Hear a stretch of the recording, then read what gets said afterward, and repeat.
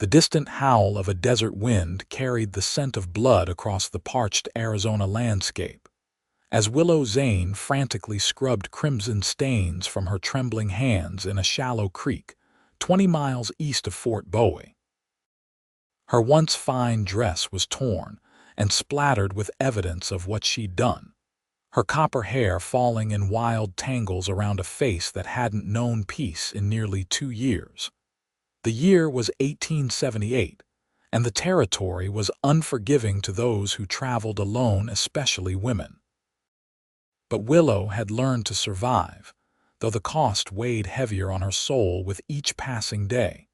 She didn't hear the approaching hoofbeats until they were nearly upon her.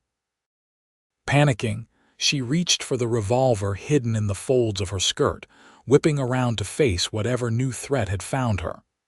"Easy there, madam," a deep voice called out. The man sat tall in his saddle, silhouetted against the setting sun. His face was partially obscured by the shadow of his wide-brimmed hat, but she could make out a strong jaw lined with several days' worth of stubble. "I mean you no harm." Willow's hand didn't waver. "That's what they all say before they prove otherwise." The stranger dismounted with careful, deliberate movements. As he stepped forward, the dying sunlight revealed features that might have once been called handsome, before the wilderness had carved its harsh lines into his face. He wasn't young, perhaps mid-30s, but there was a vitality to him that spoke of a man who had faced the worst the frontier could offer and emerged standing. "Name's Noah Yates," he said, keeping his hands visible. "I'm heading to Fort Bowie. Saw your tracks leading from the road. Thought someone might be in trouble." "The only trouble here is you interrupting my washing," Willow replied sharply, though her voice betrayed a slight quiver. Noah's eyes a piercing blue that reminded her of the sky before a storm drifted to her blood-stained dress and back to her face. "Seems like a mighty lot of blood for laundry day." Willow's grip tightened on her gun. "It's not your concern." "Maybe not," he conceded. "But there's 3 riders about 4 miles back who seem mighty interested in finding whoever left that trail. They didn't strike me as the social type." Fear clutched at Willow's heart. She hadn't been careful enough covering her tracks. "How do I know you're not with them?" "You don't," Noah said simply. "But I reckon if I was, I'd have already called them over instead of warning you." The logic was sound, but Willow had learned to trust no one. Still, she lowered her gun slightly. "What do you want?" "Nothing. But I'm guessing you need to be elsewhere fast. I can help with that." "I don't need your charity." Noah shrugged. "Not offering charity, just seems we might be heading in the same direction. Safer to travel together in this country." Willow weighed her options. The men following her would kill her without hesitation if they caught up. This stranger might do the same, but at least he was offering her a chance. "I'll ride with you as far as the next town," she decided. "Then we part ways." Noah nodded. "Fair enough." He gestured to his horse, a magnificent chestnut stallion. "Samson here can carry us both till nightfall.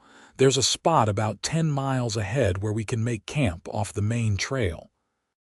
Reluctantly, Willow gathered her meager belongings and approached. Noah offered his hand to help her mount, but she ignored it, struggling onto the horse behind him with stubborn independence. As they rode away from the creek, Willow stole one last glance at the bloodied water. Another piece of her past left behind, but never forgotten. They rode in silence as the desert landscape transformed in the fading light. The heat of the day gave way to the sharp chill of night, and Willow found herself unconsciously leaning closer to Noah's back for warmth. "You got a name?" he asked eventually, his voice carrying over his shoulder. She hesitated. "Willow. Just Willow. Just Willow is all you need to know." Noah accepted this with a nod. "Well, just Willow. We're coming up on that spot I mentioned. There's good cover, a small spring, and high ground to keep watch." The location proved to be exactly as he described a natural alcove among towering rock formations that hid them from the main trail, while providing clear sightlines in all directions. Noah efficiently set about making a small, nearly smokeless fire while Willow stood awkwardly to the side, still wary of her unexpected companion. "You know how to use that gun you've been clutching all evening?" Noah asked as he pulled provisions from his saddlebags. "I wouldn't carry it if I didn't," she replied defensively. "Good. Because if those men are who I think they are, they won't give up easy." Willow tensed. "And who do you think they are?" "Clayton Rourke's men. They've been terrorizing settlements from here to the New Mexico territory. Robbing, killing, worse." He looked up at her, his expression unreadable in the dim firelight. "They don't usually leave survivors." The name sent ice through her veins, but Willow kept her face neutral. "I've heard of them." Noah handed her a strip of jerky and a canteen. "Want to tell me why they'd be after you?" "Want to tell me why you're so interested in my business?" she countered. A ghost of a smile touched his lips. "Fair enough." He settled back against his saddle. "We should get some sleep. I'll take first watch." "I don't sleep around strangers." "Then it's going to be a long night for you." His eyes met hers across the fire. "I'm not your enemy, Willow." "I've heard that before." "I imagine you have," he said quietly. "But sometimes, even out here, there are still good people." Willow almost laughed. "Good people don't last long in the territories." "Some do. They just carry more scars than most." Something in his tone made her study him more carefully. Noah Yates was clearly a man who knew how to survive in this harsh land. His clothes were well worn but practical, his movements efficient and purposeful. The calluses on his hands spoke of hard work, and the way his eyes constantly scanned their surroundings revealed a vigilance born of experience. But there was something else, a gentleness in how he tended the fire, the careful way he handled his horse. He didn't move like a predator, despite the weathered Colt revolver at his hip and the rifle secured to his saddle. "Get some rest," he said, interrupting her thoughts. "I'll wake you in a few hours." Against her better judgment, Willow found herself drifting off, the day's exhaustion finally catching up to her. Her last conscious thought was that if Noah Yates wanted her dead, he'd had plenty of opportunity already. She woke to his hand on her shoulder, instantly alert. "Riders," he whispered, nodding toward the trail below their position. Willow silently drew her gun, joining Noah at the edge of their hideout. In the pale moonlight, she could make out 3 men moving slowly along the path, clearly tracking something or someone. "They're following our trail," Noah murmured. "It'll lead them right to us," Willow hissed. Noah shook his head. "I doubled back twice and rode through the creek bed for half a mile. They're following an older trail. Still, they're too close for comfort." They watched in tense silence as the men conferred below, their hushed voices occasionally carried upward by the night air. "She can't have gotten far," one said. "The boss wants her found by sunup." "Why's he so set on this one woman anyway?" another complained. "You know why," the third man growled. "She took something that belongs to him, and nobody steals from Clayton Rourke."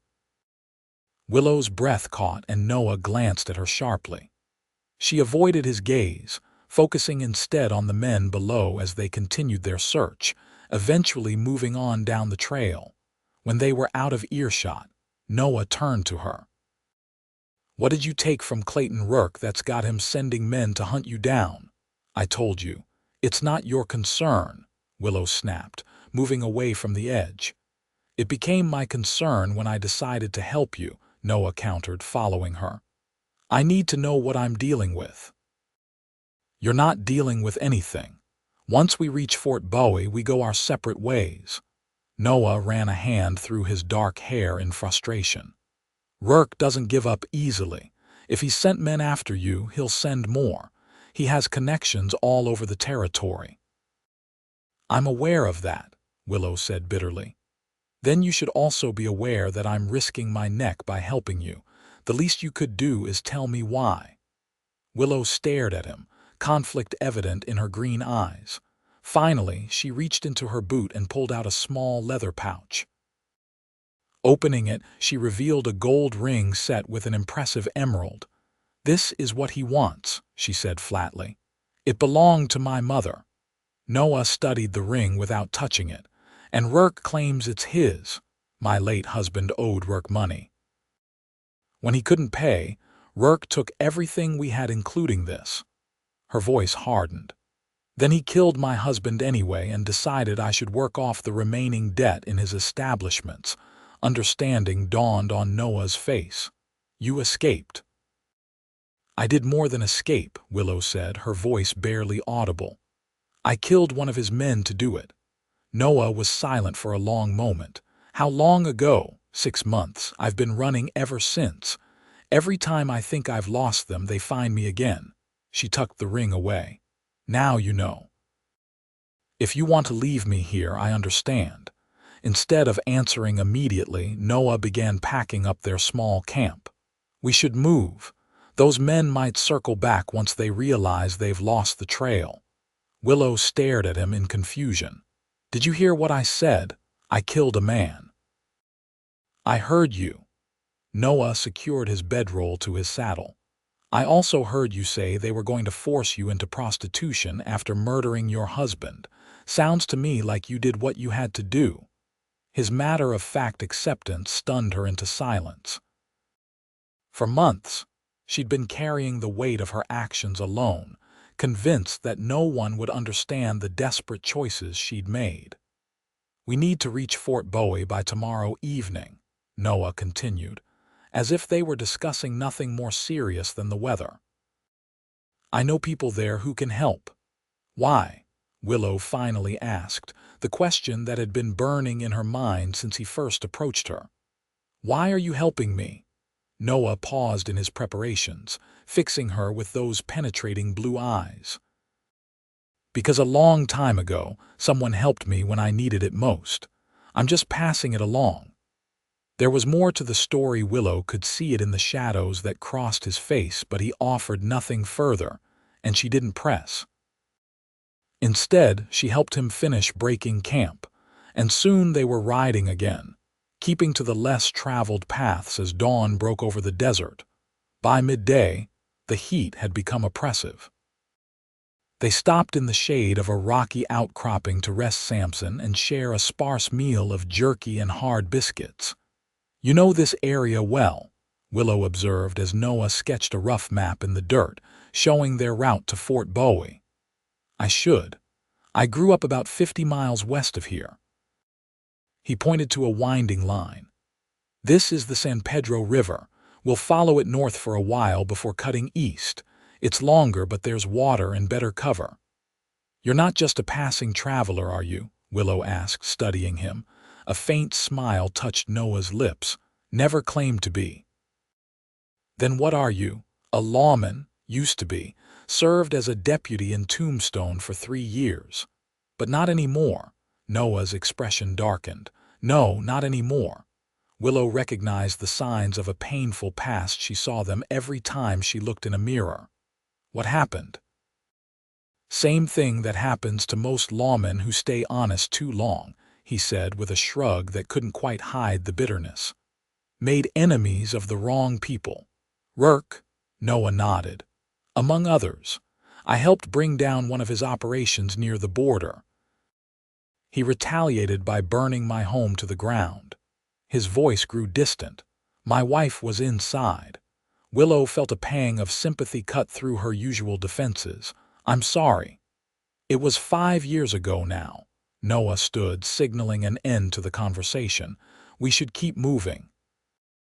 As they continued their journey, Willow found herself watching Noah more carefully. His revelation explained much about him: the vigilance, the skill with which he navigated the wilderness, the willingness to help a stranger being hunted by Rourke's men. They were kindred spirits in a way, both scarred by the same man's cruelty. They made good progress throughout the afternoon, But as evening approached, Noah grew increasingly alert, frequently checking their back trail. "Something's wrong," he finally said, reining in Samson on a rise that gave them a good view of the path behind them. Willow followed his gaze but saw nothing. "What is it? It's too quiet. No birds, no nothing," he frowned. "And we're being followed. Rourke's men, maybe. Or someone else entirely. This territory is full of desperate people." He considered their options. "There's an old line shack about 2 miles ahead. Belonged to a rancher I knew.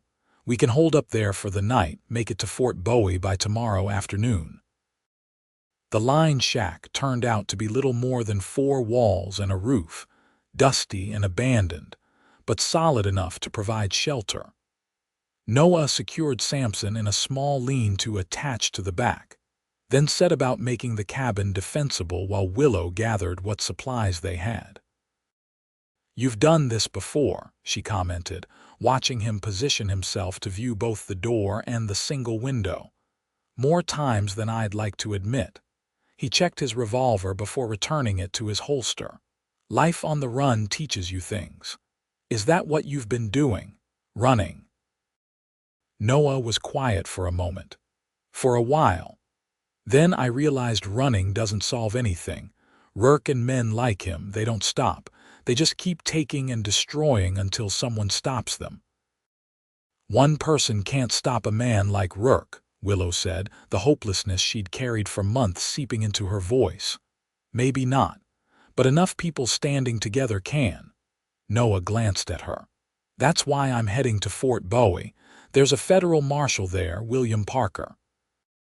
He's been building a case against Rourke for months. With testimony from people who have suffered at Rourke's hands, he might finally have enough to bring him down." Willow stared at him, understanding dawning. "That's why you helped me. You want me to testify." "I want to help you," Noah corrected. "The testimony would help a lot of other people too, but that's your choice to make." Before Willow could respond, a sound outside caught their attention, the subtle crunch of boots on gravel. Noah immediately extinguished their small lamp, plunging the cabin into darkness. "Stay down," he whispered, moving to the window. Willow crouched in the corner, her gun drawn, heart pounding. Through the thin walls she could hear multiple people surrounding the cabin. "We know you're in there, Yates," a voice called out. "The woman too. Come out now and maybe we'll let you die quick." Noah didn't respond, instead signaling to Willow to move away from the walls. "Who is it?" she mouthed. "Rourke's men," he whispered back. "More than I expected. Must have sent word ahead when they found our trail. Last chance, Yates." The voice shouted again. "Or we burn you out," Noah cursed under his breath. 4, maybe 5 of them, bad odds." "What do we do?" Willow asked, struggling to keep her voice steady. Noah's eyes met hers in the darkness. "There's a loose floorboard near the stove. Small tunnel underneath leads out back to the lean-to. It was an escape route in case of Apache raids." "You want me to run?" "I want you to live," Noah said firmly. "Get to Fort Bowie, find Marshal Parker, tell him everything. What about you? I'll keep them busy." Willow shook her head. "No, I'm not leaving you to die for me." "This isn't just about you anymore," Noah insisted. "Rourke needs to be stopped. Your testimony can help make that happen." Before Willow could argue further, a flaming arrow struck the roof, quickly followed by more. Fire spread rapidly across the dry wood and straw. "Go," Noah urged, moving to the door. "I'll cover you," torn between self-preservation and not wanting to abandon the only person who had helped her in months. Willow hesitated. Then, making a swift decision, she moved to the floorboard Noah had indicated. "Noah," she said, pausing as she lifted it. "Thank you." He nodded once, then turned his attention to the door as Willow slipped into the narrow tunnel beneath the cabin. The passage was tight and choked with dust, forcing her to crawl on her belly through complete darkness. Behind her, she could hear gunfire erupting as Noah engaged their attackers. Each shot made her wince, wondering if it might be his last. After what seemed like an eternity, she emerged behind the lean to where Samson was tethered, the horse nervous from the nearby gunfire and spreading flames. With shaking hands, Willow untied him, then froze as a figure stepped from the shadows. "Well, well," drawled a voice she didn't recognize. "Looks like Rourke was right about you trying to slip away." Willow raised her gun without hesitation and fired. The man staggered backward, clutching his chest in surprise before collapsing. Not waiting to see if he would rise again, she mounted Samson and urged him away from the burning cabin, heartsick at leaving Noah behind but determined that his sacrifice wouldn't be in vain. She rode hard through the night, following Noah's directions toward Fort Bowie. The terrain was unfamiliar and treacherous in the darkness, but Samson seemed to know the way, picking his path carefully through the desert landscape. As dawn broke, Willow finally allowed herself to rest briefly, finding shelter in a stand of cottonwoods near a small stream. Samson drank deeply while she checked their supplies. Noah's saddlebags contained enough food for another day, ammunition for her revolver, and a folded piece of paper that proved to be a map of the territory with Fort Bowie clearly marked. There was also a letter addressed simply to Marshall Parker. Willow debated reading it but ultimately decided against it. Noah had trusted her. She would honor that trust. After a short rest, she continued toward Fort Bowie. According to the map, she should reach it by mid-afternoon if she maintained a steady pace. Every mile that passed, however, increased the weight of guilt she felt for leaving Noah behind. He had helped her without question, risked his life for her, and she had abandoned him to Rourke's men. The thought that he might have died so she could escape was nearly unbearable. Midday found her traversing a narrow canyon, the walls rising steeply on either side. It was the perfect place for an ambush, and Willow kept her hand near her gun, scanning the ridges above for any sign of movement. The attack, when it came, was not from above but from ahead, two riders blocking the path forward. Willow reined in Samson sharply, ready to turn back, only to find two more riders had appeared behind her. Trapped, she drew her revolver, determined to go down fighting. But as the riders approached, she realized with a shock that the lead man wore a badge that caught the sunlight, a U.S. Marshal star. "Madam," he called out, keeping his hands visible. "Are you Willow? Noah Yates sent word you might be coming this way." Relief flooded through her. "Noah." "He's alive," the marshal nodded. "Wounded, but alive. He managed to escape after you left, ran into our patrol about 5 miles back. We've been looking for you since dawn." Willow sagged in the saddle, the tension of the past day, of the past 6 months suddenly overwhelming. "Take me to him." "Please." The marshal led their small group to a temporary camp where Noah lay on a bedroll, his left shoulder bandaged but his eyes alert. When he saw Willow, a smile broke across his face. "You made it," he said as she dismounted and hurried to his side. "I thought they killed you," she admitted, kneeling beside him. "Nearly did. Bullet caught me as I was making my own escape." He winced as he tried to sit up straighter. "But it seems I'm harder to kill than Rourke's men expected." The marshal, who introduced himself as William Parker, gave them a moment before approaching. "Miss Zane, Noah tells me you have information about Clayton Rourke that could help us build our case against him." Willow looked from Parker to Noah, who nodded encouragingly. "I do," she confirmed. "I was married to one of his victims. I saw what he does to people who cross him, and—" She took a deep breath. "I've done terrible things to survive," she admitted. Noah reached out with his good hand to cover hers. "That's the past," he said softly. "What matters now is stopping Rourke from hurting anyone else." Looking into his eyes, Willow saw understanding rather than judgment. For the first time since her husband's murder, she felt the crushing weight of guilt begin to lift. "I'll tell you everything," she promised Marshall Parker. The next few days passed in a whirlwind as they reached Fort Bowie, and Willow gave her testimony. The fort, established during the Civil War, had grown into a significant military outpost in southeastern Arizona Territory. Its adobe and stone buildings housing not only soldiers, but also a growing civilian population. Noah's wounds were properly treated by the fort's doctor, and while he recovered, Willow found herself spending most of her time at his side. They talked for hours about their pasts, about the hardships they'd endured, about their shared desire to see Rourke brought to justice. "What will you do after?" Noah asked her one evening as they sat on the porch of the infirmary, watching the sunset paint the desert in shades of gold and crimson. Willow had been asking herself the same question. For so long, her only focus had been survival, running from one place to the next, always looking over her shoulder. The possibility of a future beyond that seemed almost unimaginable. "I don't know," she admitted. "I haven't thought that far ahead." "You could stay," Noah suggested, his tone carefully neutral. "Fort Bowie is growing.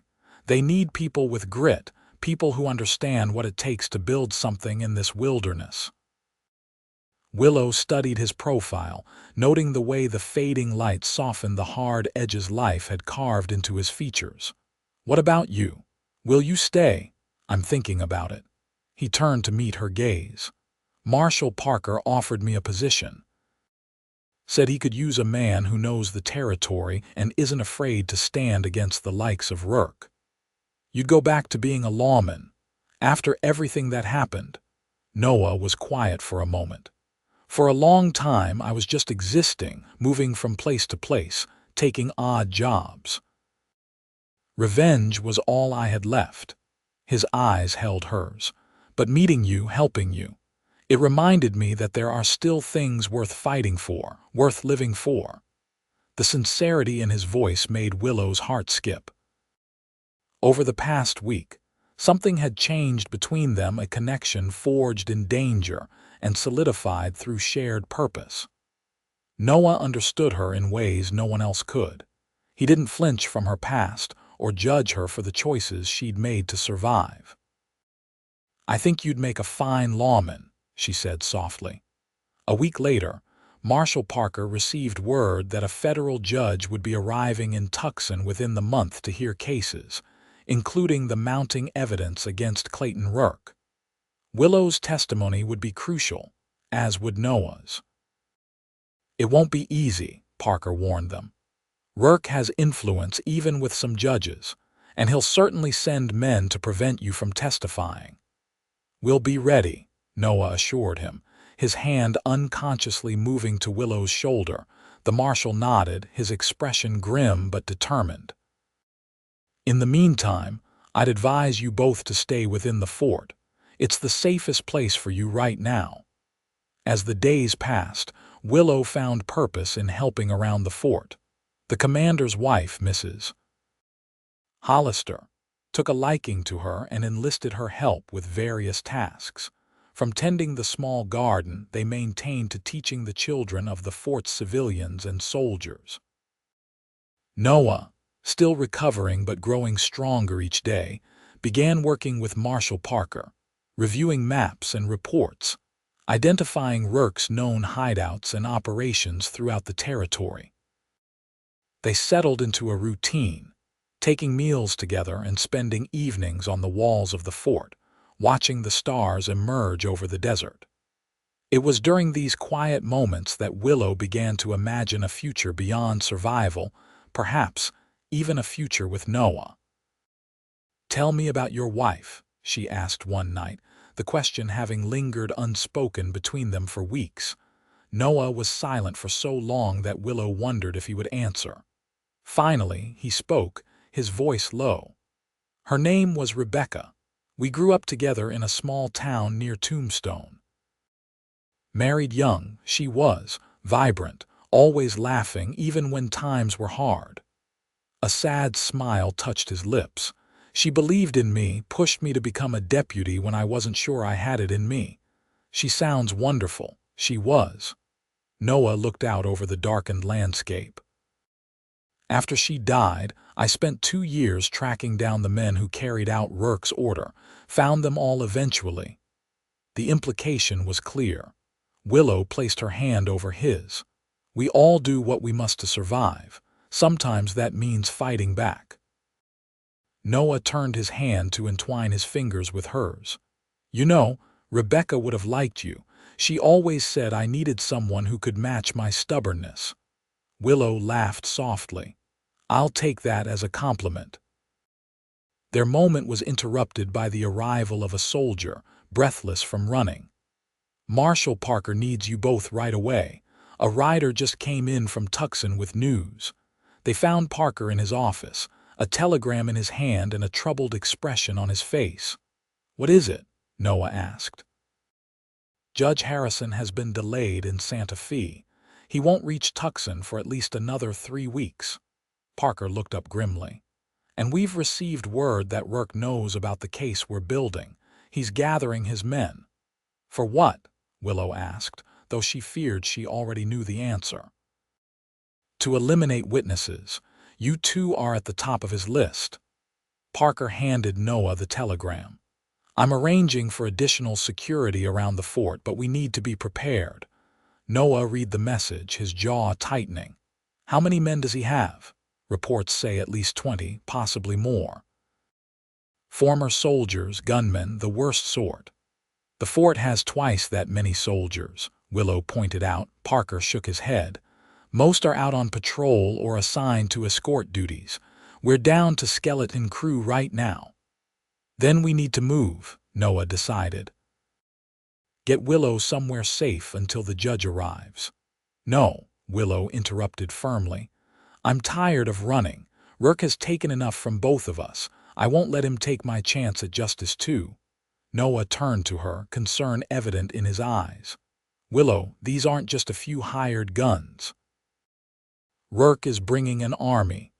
Then we'll face them together, she insisted. I didn't come this far to turn back now. A silent communication passed between them, and finally Noah nodded, a mixture of pride and worry in his expression. Together then. The next few days were spent preparing. The commander of Fort Bowie, Colonel James Harrison, mobilized every available soldier. Local ranchers and townspeople who had suffered under Rourke's tyranny volunteered to help defend the fort.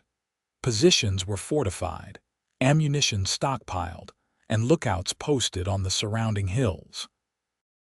Through it all, Willow remained at Noah's side, helping where she could and refusing to be sequestered away from the preparations. If Rourke's men came for her, she would face them head-on. 3 days later at dawn, the lookouts spotted dust on the horizon, riders approaching from the south, at least 24 by their estimate. They're here, Noah said grimly as he and Willow stood on the fort's walls, watching the approaching cloud of dust. Not quite what Rourke expected, I imagine, Willow replied, surveying the fort's defenses. Every man and woman capable of holding a gun was in position. Noah smiled slightly. No, I don't think he counted on us having friends. As the riders drew closer, they slowed, clearly surprised by the level of defense awaiting them. Through a spyglass, Noah identified the leader, a man named Victor Sandoval, Rourke's second in command and known for his brutal efficiency. They're regrouping, he observed as the riders conferred. They didn't expect this much resistance. Marshal Parker joined them on the wall. Colonel Harrison is sending out a message under white flag, offering them one chance to turn back. They won't take it, Willow said with certainty. She was right. The messenger returned unharmed but with Sandoval's response. Surrender Willow Zane and Noah Yates, or they would attack at noon. Well, that settles that, Noah said, checking his revolver. As noon approached, tension mounted within the fort. Willow found herself stationed in the infirmary, helping to prepare bandages and medicines for the inevitable casualties. Noah came to find her there, his expression solemn. "Willow," he began, then seemed at a loss for words. She set aside the bandages she was rolling. "Noah, whatever you're about to say, save it for after we win this fight." He smiled despite the gravity of the moment. "You're quite something, you know that, so I've been told." She stepped closer to him. "We're going to survive this. We've survived everything else." Noah reached out, his hand gently cupping her cheek. "When this is over, when Rourke is behind bars or in the ground, I'd like us to have a real conversation about the future, our future." Willow's heart raced at his words. "I'd like that too." For a moment, they stood there, the chaos of preparation fading into the background. Then Noah leaned down, his lips meeting hers in a kiss that held both promise and desperation, a moment stolen from the jaws of impending violence. When they parted, Willow saw in his eyes the same determination she felt. "Go," she said softly. "Do what you need to do. I'll be here when it's over."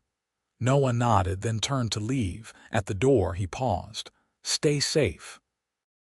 "You too," she replied, fighting the fear that this might be the last time she saw him. At precisely noon, Sandoval's men attacked. The initial assault was met with a volley of rifle fire from the fort's defenders, but the attackers pressed forward with reckless determination.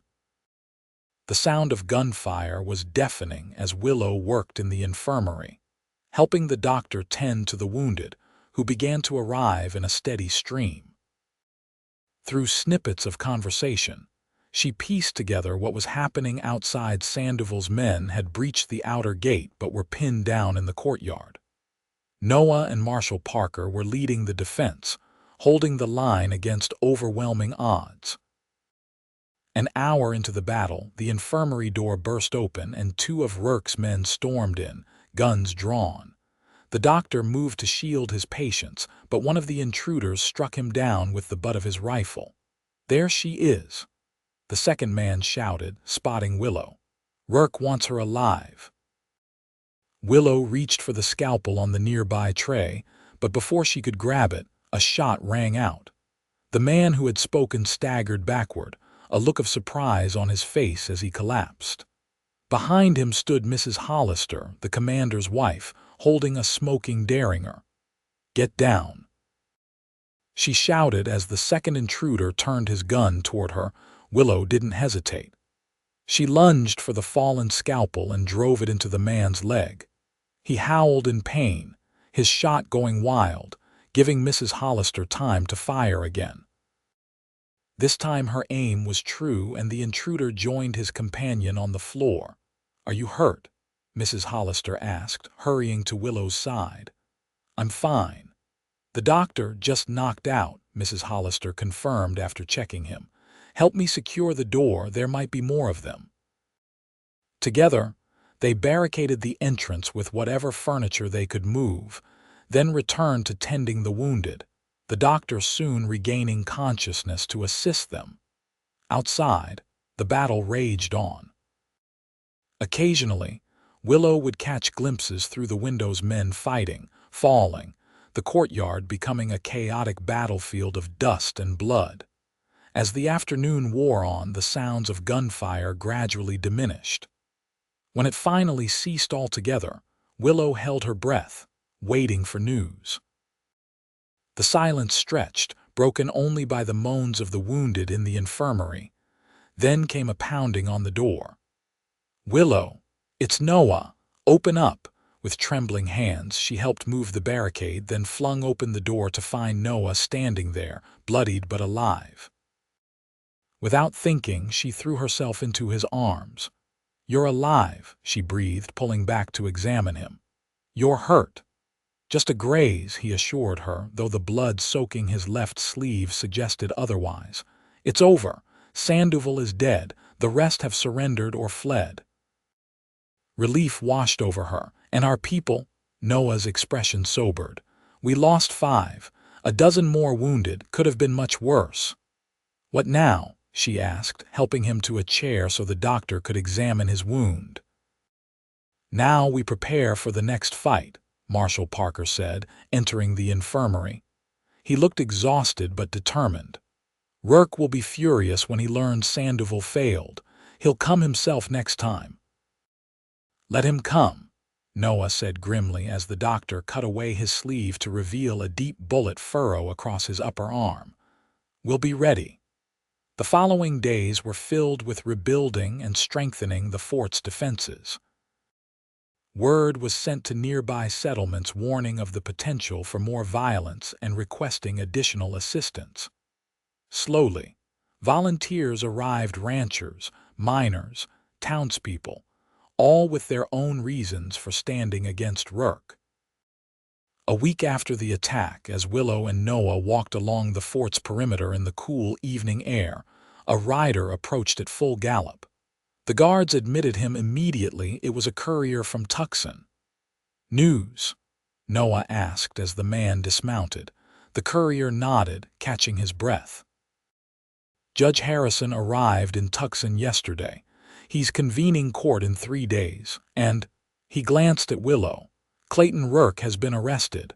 Stunned silence followed his announcement. "Arrested?" Marshal Parker echoed in disbelief. "By whom?" "Army patrol caught him crossing the border from Mexico with a wagon load of illegal weapons. They had no idea who he was until they got him to Fort Huachuca, and the commander there recognized him from your wanted circulars." Noah let out a laugh of disbelief. "All this planning, all this fighting. And he gets arrested for gun smuggling." "Sometimes justice comes from unexpected directions," Parker observed, a smile breaking across his weathered face. That night, Fort Bowie celebrated. The threat that had hung over them for weeks had lifted, replaced by the promise of true justice. Willow found herself swept up in the festivities, dancing with Noah despite his bandaged arm, both of them giddy with relief and the sudden freedom from fear. As the celebration wound down, Noah led her away from the crowd, to a quiet corner of the fort's walls where they could see the stars stretching endlessly above the desert. "I believe we were going to have a conversation," he said, turning to face her. "About the future." Willow smiled. "I believe we were." Noah took her hands in his. "I know it hasn't been long and we've mostly known each other under the worst circumstances, but in that time, I've come to admire your courage, your resilience, your heart." His blue eyes held hers steadily. "I'm not asking for promises. Just a chance to see where this might lead." "Noah Yates," Willow said softly. "I've spent the past 6 months running from my past. I think I'm ready to start running toward a future instead, preferably one with you in it." The smile that broke across his face was like sunrise after the longest night. He pulled her close, his kiss conveying all the words that still remained unspoken between them. 3 days later, they traveled to Tucson with Marshal Parker to attend Rourke's trial. The courthouse was packed as Willow took the stand, her voice steady as she recounted everything: her husband's murder, her captivity, her escape. When asked about the man she had killed during that escape, she didn't flinch from the truth. "I've done terrible things to survive," she admitted, her eyes finding Noah's in the crowd. "Given the circumstances, Mrs. Zane," Judge Harrison said, "I believe most would consider your actions justified self-defense." When Noah testified about Rourke's role in his wife's murder, Willow watched the man himself seated between 2 guards, his once imposing presence diminished by prison clothes and shackles. He showed no remorse, no emotion beyond contempt for the proceedings. But when the judge announced his verdict guilty on all counts, with a sentence of hanging to be carried out within the month, Willow saw something flicker in Rourke's eyes. Fear, perhaps, or simply the realization that his reign of terror had finally ended. Outside the courthouse, Noah pulled Willow close. "It's really over," he murmured against her hair. A new beginning, she corrected, smiling up at him. In the months that followed, they built that new beginning together. Noah accepted Marshall Parker's offer of a position, becoming his deputy and helping to bring law to the still wild territory. Willow, with her mother's ring finally and rightfully back in her possession, used the small amount of money it brought to open a school in Fort Bowie, teaching the children of soldiers and settlers alike. They married the following spring, in a simple ceremony attended by the friends they'd made Marshall Parker, Colonel and Mrs. Hollister, the doctor who had tended them both, and dozens of others who had stood with them against Rourke. "Never thought I'd find happiness again," Noah confessed as they stood on the porch of the small house they now shared, watching the sunset on their wedding day. "Not after Rebecca, not in this harsh land." Willow leaned against him, content in a way she had never expected to be again. "We both had to travel through darkness to find each other." "Was it worth it?" he asked, his arm tightening around her waist, looking up at him, this man who had seen the worst of her and loved her anyway, who had helped her find not just safety but purpose. Willow nodded. "Every step." 2 years later, as their first child, a son they named Thomas, slept peacefully in his cradle, Willow and Noah sat together on that same porch. Fort Bowie had grown into a proper settlement, with Noah now serving as town marshal. The school Willow had started had expanded to 2 rooms, with a second teacher helping her manage the growing number of children. "You ever think about how differently things might have turned out?" Willow asked, her head resting on Noah's shoulder. "If you hadn't found me at that creek?" "Sometimes," Noah admitted. "But then I look at what we've built, at our son, at you." He turned to kiss her gently. "And I'm grateful for every choice, every hardship that led us here." Willow smiled, thinking of the long journey they had both traveled from loss and violence to this moment of peace. Their pasts would always be part of them, the scars they carried testimonies to all they had survived. But their future, that bright, promising horizon stretching before them, was theirs to shape together. "So am I," she whispered, as the last rays of sunlight painted the Arizona desert in gold. "So am I."